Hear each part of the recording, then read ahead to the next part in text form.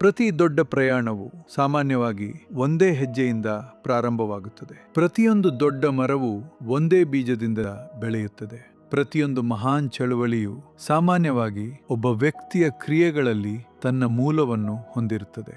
ಲಾಲಾಜಿ ಎಂದು ಪ್ರೀತಿಯಿಂದ ಕರೆಯಲ್ಪಡುವ ಫತೇಗಢದ ಶ್ರೀ ರಾಮಚಂದ್ರರನ್ನು 1945ರಲ್ಲಿ ಲಾಲಾಜಿಯವರ ಶಿಷ್ಯ ಮತ್ತು ಉತ್ತರಾಧಿಕಾರಿಯಾದ ಶಹಜಹಾನ್ಪುರದ ಬಾಬೂಜಿ ಮಹಾರಾಜರು ಸ್ಥಾಪಿಸಿದ ಶ್ರೀ ರಾಮಚಂದ್ರ ಮಿಷನ್ ಅಡಿಯಲ್ಲಿ ಸಹಜ ಮಾರ್ಗವಾಗಿ ವಿಕಸನಗೊಂಡ ಆಧ್ಯಾತ್ಮಿಕ ಸಂಪ್ರದಾಯದ ಸ್ಥಾಪಕ ವ್ಯಕ್ತಿಯೆಂದು ಗೌರವಿಸಲಾಗುತ್ತದೆ. ಆಧ್ಯಾತ್ಮಿಕ ಆಚರಣೆಯಲ್ಲಿ ಸರಳತೆಗೆ ಬಾಬೂಜಿಯವರು ಒತ್ತು ನೀಡಿದರು. ಸಹಜ ಮಾರ್ಗವು ಧ್ಯಾನ, ಶುದ್ಧೀಕರಣ ತಂತ್ರಗಳು ಮತ್ತು ಆಧ್ಯಾತ್ಮಿಕ ಮಾರ್ಗದರ್ಶಕರ ಬೆಂಬಲದಲ್ಲಿ ರೂಪುಗೊಂಡ ಅಂತರಾತ್ಮದೊಂದಿಗಿನ ಸಂಪರ್ಕದ ಮೂಲಕ ವೈಯಕ್ತಿಕ ಪರಿವರ್ತನೆಯ ಮೇಲೆ ಕೇಂದ್ರೀಕರಿಸಿದೆ. ಆಧ್ಯಾತ್ಮಿಕ ತರಬೇತಿಗೆ ಎಂದಿಗೂ ಯಾವುದೇ ಶುಲ್ಕವನ್ನು ವಿಧಿಸಲಾಗುವುದಿಲ್ಲ ಎಂಬುದು ಸಹಜ ಮಾರ್ಗದ ಒಂದು ಪ್ರಮುಖ ಸ್ಥಾಪಕ ತತ್ವವಾಗಿತ್ತು, ಏಕೆಂದರೆ ಇದನ್ನು ಬಾಬೂಜಿಯವರು ಮೂಲಭೂತ ಮಾನವ ಹಕ್ಕು ಎಂದು ಪರಿಗಣಿಸಿದ್ದರು. ದಶಕಗಳಿಂದ ಶ್ರೀರಾಮಚಂದ್ರ ಮಿಷನ್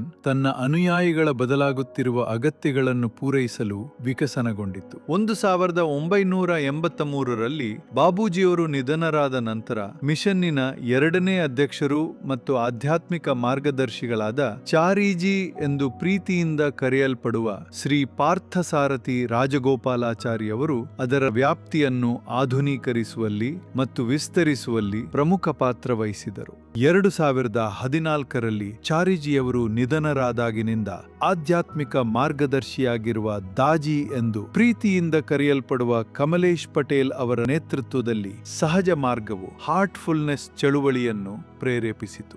ದಾಜಿಯವರ ಮಾರ್ಗದರ್ಶನದಲ್ಲಿ ಹಾರ್ಟ್ಫುಲ್ನೆಸ್ ಸಹಜ ಮಾರ್ಗದ ಅಭ್ಯಾಸವನ್ನು ಇನ್ನಷ್ಟು ಅಂತರ್ಗತ ಮತ್ತು ಸಾರ್ವತ್ರಿಕಗೊಳಿಸಿದೆ. ಇದು ಹೃದಯದ ಬುದ್ಧಿವಂತಿಕೆ ಮತ್ತು ಅಂತಃಪ್ರಜ್ಞೆಯಿಂದ ಮಾರ್ಗದರ್ಶಿಸಲ್ಪಟ್ಟ ಜೀವನವನ್ನು ಪ್ರತಿನಿಧಿಸುತ್ತದೆ. ಇದು ಸಮಕಾಲೀನ ಅನ್ವೇಷಕರಿಗೆ ಮನವಿ ಮಾಡಲು ಅದರ ಪ್ರಸ್ತುತಿಯನ್ನು ಸರಳಗೊಳಿಸುವಾಗ ಸಹಜ ಮಾರ್ಗದ ಸಾರವನ್ನು ಉಳಿಸಿಕೊಂಡಿದೆ. ದಾಜಿಯವರ ಮಾರ್ಗದರ್ಶನದಲ್ಲಿ ಹಾರ್ಟ್ಫುಲ್ನೆಸ್ 160ಕ್ಕೂ ಹೆಚ್ಚು ದೇಶಗಳನ್ನು ತಲುಪಿದೆ.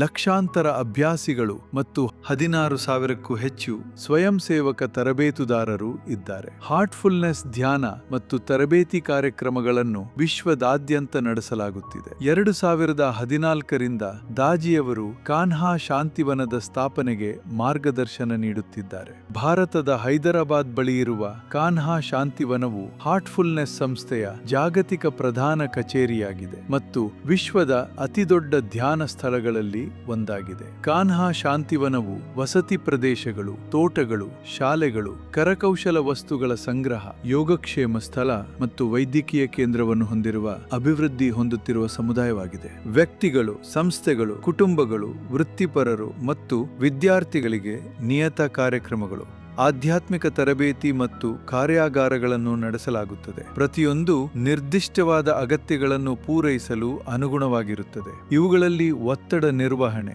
ನಾಯಕತ್ವದ ಅಭಿವೃದ್ಧಿ, ಭಾವನಾತ್ಮಕ ತ್ವರಿತ ಚೇತರಿಕೆ ಮತ್ತು ಕುಟುಂಬ ಸಾಮರಸ್ಯದ ಕುರಿತ ಅಧಿವೇಶನಗಳು ಸೇರಿವೆ. ಕಾನ್ಹಾದ ಬಗ್ಗೆ ದಾಜಿಯವರ ದೃಷ್ಟಿಕೋನವು ಕೇವಲ ಆಧ್ಯಾತ್ಮಿಕ ಬೆಳವಣಿಗೆಯನ್ನು ಮಾತ್ರವಲ್ಲದೆ ಪರಿಸರ ಸಂರಕ್ಷಣೆಯನ್ನೂ ಒಳಗೊಂಡಿದೆ. ಈ ಹಿಂದೆ ಬಂಜರು ಭೂಮಿಯಾಗಿದ್ದ 1,400 ಎಕರೆ ಪ್ರದೇಶದಲ್ಲಿ ಹರಡಿರುವ ಕಾನ್ಹಾದಲ್ಲಿನ ಪ್ರಮುಖ ಉಪಕ್ರಮಗಳಲ್ಲಿ ಒಂದು ದೊಡ್ಡ ಪ್ರಮಾಣದ ಅರಣ್ಯೀಕರಣ ಯೋಜನೆಯೂ ಸೇರಿದೆ. ಕಾನ್ಹಾ ಕ್ಯಾಂಪಸ್ನಲ್ಲಿ 1 ದಶಲಕ್ಷಕ್ಕೂ ಹೆಚ್ಚು ಮರಗಳನ್ನು ನೆಡಲಾಗಿದ್ದು ಅದನ್ನು ಹಸಿರು ವಾಯಸಿಸ್ ಆಗಿ ಪರಿವರ್ತಿಸಲಾಗಿದೆ. ಅಳಿವಿನಂಚಿನಲ್ಲಿರುವ ಮರಗಳ ಪ್ರಭೇದಗಳ ಸಂರಕ್ಷಣೆಗೆ ಮಾತ್ರ ಮೀಸಲಾಗಿರುವ ಭಾರತದ ಅತಿದೊಡ್ಡ ಸಸ್ಯ ನರ್ಸರಿಗಳಲ್ಲಿ ಒಂದಾದ ಮತ್ತು ಭಾರತದ ಏಕೈಕ ಸಸ್ಯ ಅಂಗಾಂಶ ಸಂಸ್ಕರಣಾ ಪ್ರಯೋಗಾಲಯವನ್ನು ಸಹ ಇಲ್ಲಿ ಸ್ಥಾಪಿಸಲಾಗಿದೆ. ಇಲ್ಲಿ ಸಂರಕ್ಷಿಸಲಾದ ಮರಗಳಲ್ಲಿ ಪಶ್ಚಿಮ ಘಟ್ಟಗಳ ಮಲೆನಾಡಿನ ಅಪರೂಪದ ಪ್ರಭೇದಗಳು ಸೇರಿವೆ.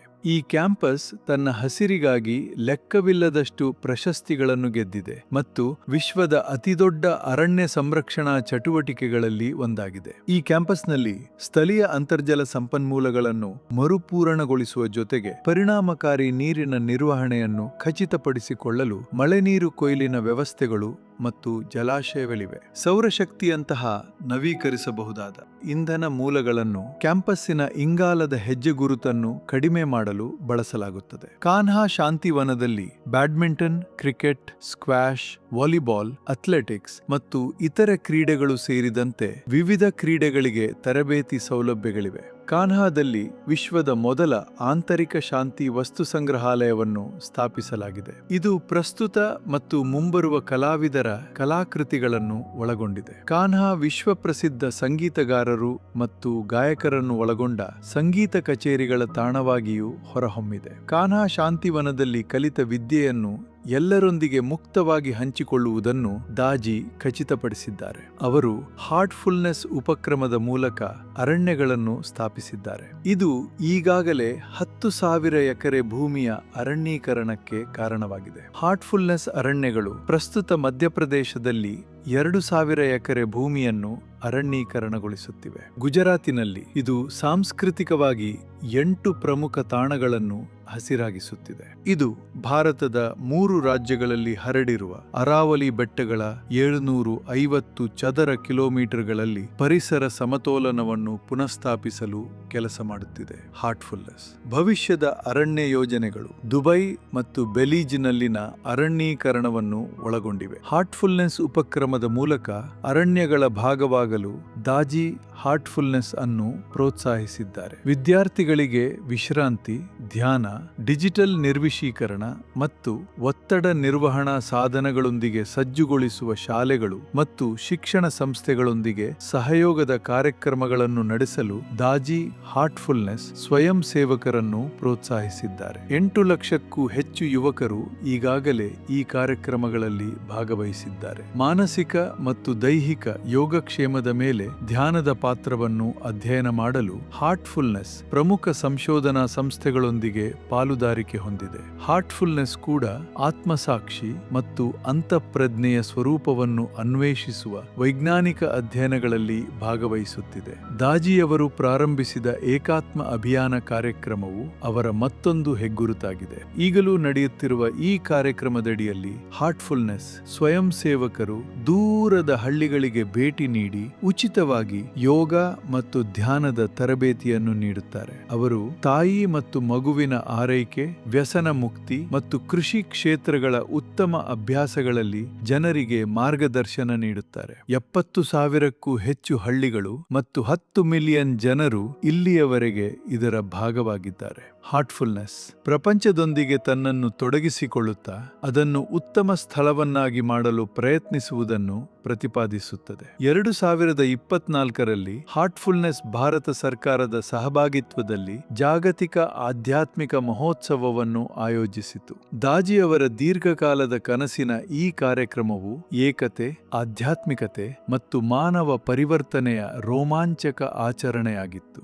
ಇದು ಆಂತರಿಕ ಶಾಂತಿಯ ಮೂಲಕ ವಿಶ್ವಶಾಂತಿಯ ವಿಷಯವನ್ನು ಅನ್ವೇಷಿಸಲು ವಿಶ್ವದಾದ್ಯಂತ ಎಲ್ಲಾ ಪ್ರಮುಖ ಧರ್ಮಗಳು, ಆಧ್ಯಾತ್ಮಿಕ ನಾಯಕರು ಮತ್ತು ಅನುಯಾಯಿಗಳನ್ನು ಒಟ್ಟುಗೂಡಿಸಿತು. ಕಾರ್ಯಾಗಾರಗಳು, ಧ್ಯಾನದ ಅಧಿವೇಶನಗಳು, ಸಾಂಸ್ಕೃತಿಕ ಪ್ರದರ್ಶನಗಳು ಮತ್ತು ಒಳನೋಟವುಳ್ಳ ಸಂಭಾಷಣೆಗಳ ಮೂಲಕ ಮಹೋತ್ಸವವು ಆಧ್ಯಾತ್ಮಿಕ ಜಾಗೃತಿಯನ್ನು ಗಾಢವಾಗಿಸಲು ಮತ್ತು ಪರಸ್ಪರ ಸಂಪರ್ಕದ ಜಾಗತಿಕ ಪ್ರಜ್ಞೆಯನ್ನು ಬೆಳೆಸಲು ಒಂದು ವೇದಿಕೆಯಾಗಿ ಕಾರ್ಯನಿರ್ವಹಿಸಿತು. ವಿವಿಧ ಕ್ಷೇತ್ರಗಳಲ್ಲಿ ಅವರ ಕಾರ್ಯವನ್ನು ಗುರುತಿಸಿ ದಾಜಿಯವರು ಭಾರತ ಸರ್ಕಾರದಿಂದ ಅತ್ಯುನ್ನತ ನಾಗರಿಕ ಗೌರವಗಳಲ್ಲಿ ಒಂದನ್ನು ಪಡೆದಿದ್ದಾರೆ ಮತ್ತು ಕಾಮನ್ವೆಲ್ತ್ ರಾಷ್ಟ್ರಗಳಿಂದಲೂ ಮಾನ್ಯತೆ ಪಡೆದಿದ್ದಾರೆ.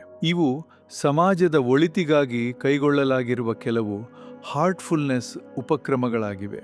ಕಳೆದ 10 ವರ್ಷಗಳ ಹಾರ್ಟ್ಫುಲ್ನೆಸ್ ಧ್ಯಾನ ಮತ್ತು ಹೃದಯಾಧಾರಿತ ಜೀವನದ ಪರಿವರ್ತಕ ಶಕ್ತಿಗೆ ಸಾಕ್ಷಿಯಾಗಿದೆ. ದಾಜಿಯವರ ಮಾರ್ಗದರ್ಶನದಲ್ಲಿ ಹಾರ್ಟ್ಫುಲ್ನೆಸ್ ಚಳುವಳಿಯು ಬೆಳೆಯುತ್ತಲೇ ಇದೆ ಮತ್ತು ಪ್ರಪಂಚದಾದ್ಯಂತ ಹೃದಯಗಳಿಗೆ ಪ್ರೀತಿ ಮತ್ತು ಬೆಳಕನ್ನು ತರುತ್ತಿದೆ.